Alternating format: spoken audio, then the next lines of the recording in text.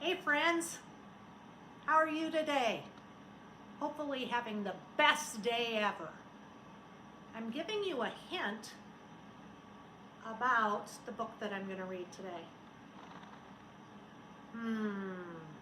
Something about mittens. These are my favorite mittens. I sure hope I don't ever lose them. They are so warm and cozy. So the book that I'm going to read today is called The Mitten Tree.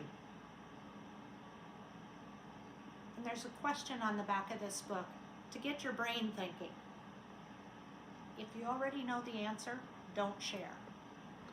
It says, who is placing mittens on the blue spruce tree? A blue spruce tree is an evergreen. I think you learned about that in kindergarten. So I'm going to take my mittens off or I'll have a hard time turning the pages. And guess what? This is one of my favorite books. At the end of a long lane in a tidy little house, old Sarah lived alone. Her children had grown up and moved away, but Sarah still remembered the mornings when she walked with them to the blue spruce tree where they waited for the school bus.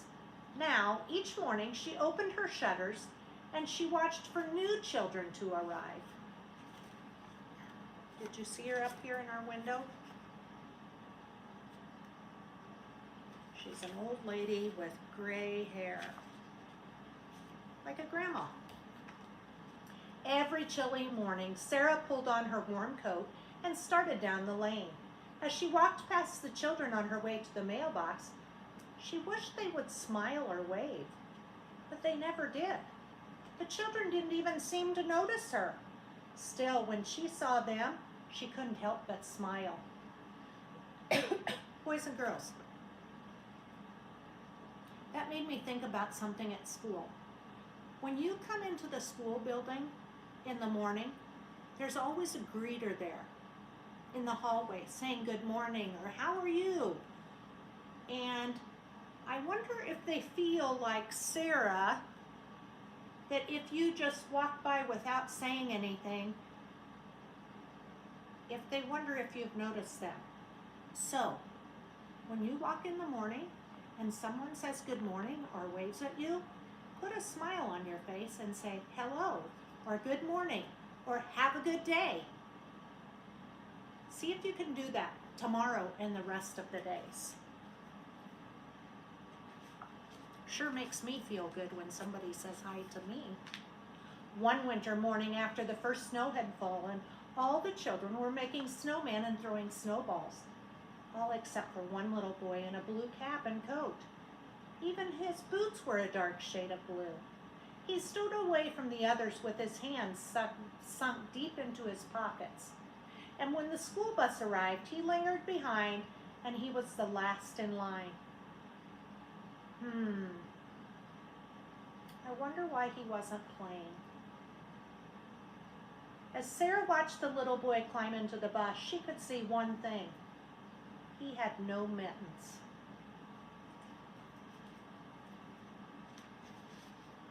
All that day, Sarah couldn't stop worrying about that little boy with no mittens.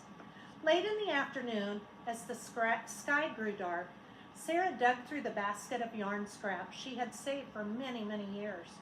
She found her needles and 4 shades of blue wool, and then Sarah began to knit.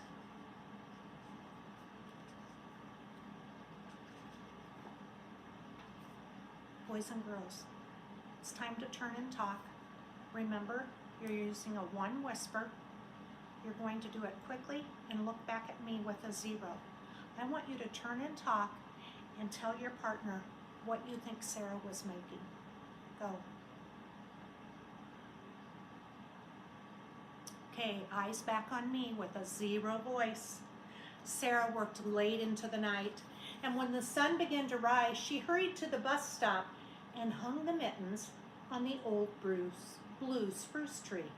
From behind the hedge, Sarah watched. The little boy was the first to arrive, and he saw the mittens. He reached up and he tried them on. They fit, and with a big smile, he made a perfect snowball and he threw it high up into the winter sky. He looks so happy. Soon a little girl with red coat arrived. Her mittens didn't match. That night, Sarah knitted with red yarn. And every day now as Sarah went to the mailbox, she watched for children without mittens. And then she would hurry home and she would knit. Early in the morning, she would hang the new mittens on the tree. And the children loved the game.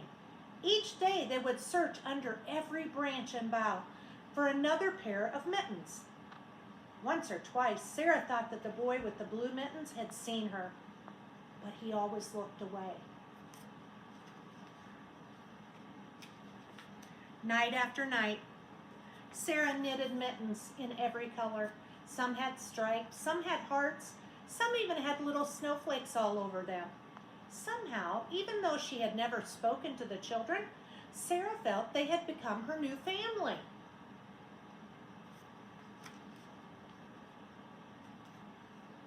On the last day, before winter vacation, Sarah awakened before dawn. She took the empty basket that had once held her yarn and filled it to the brim with mittens. Out the door and down the steps she headed, and when she got to the blue spruce tree, she hung mittens on every branch.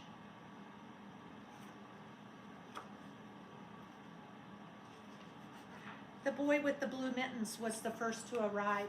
He stood very still and he waited for the others. In fact, all the children stood very still for a few minutes, looking at the mysterious, beautiful mitten tree.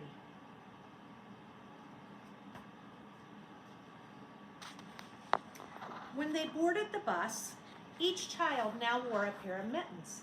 Sarah watched as one by one their faces appeared in the bus windows. Still, no one looked her way as she started home.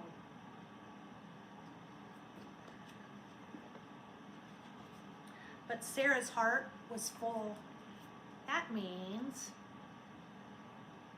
that she felt really, really happy to give to somebody without getting something back.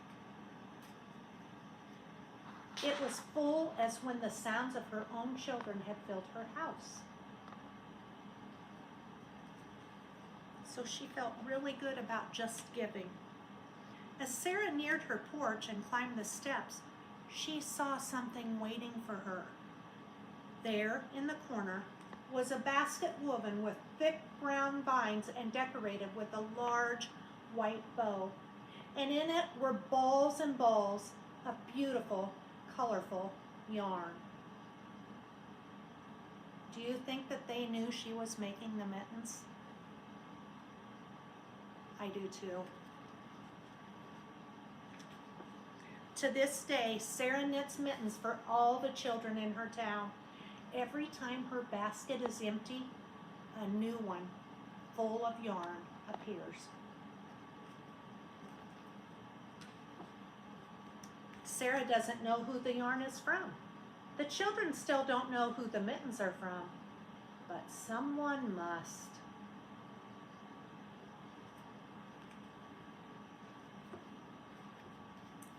So, to answer the question, who was placing the mittens on the blue spruce tree? You are right.